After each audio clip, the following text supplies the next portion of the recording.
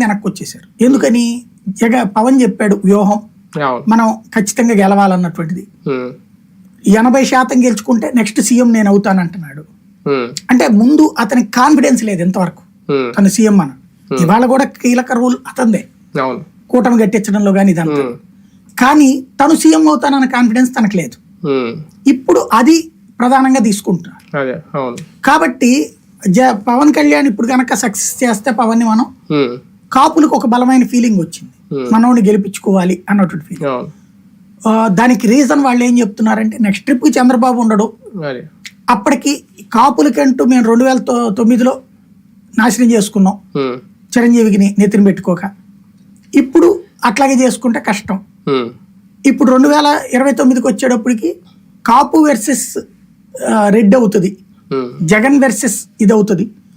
అప్పటికి చంద్రబాబు కూడా ఉండరు కాబట్టి సచ్చినట్టు తెలుగుదేశం వాళ్ళు కూడా మానకాలే తిరుగుతారు సెక్యూరిటీ కోసం, జగన్ పెట్టిన భయం దృష్ట్యా అనేటువంటి ఫీలింగ్ తో ముందు మనోడిని సక్సెస్ చేసుకోవాలన్న ఫీలింగ్ వచ్చింది. ఆ కారణంగా వాళ్ళ ఓటు మాత్రం 90% వెనక్కి వచ్చింది. అందువలన ఇక్కడ కూటమికి అవకాశాలు ఉన్నాయి అనేది ఎగ్జిట్ పోల్స్ అంచనా. రైట్, చూద్దాం.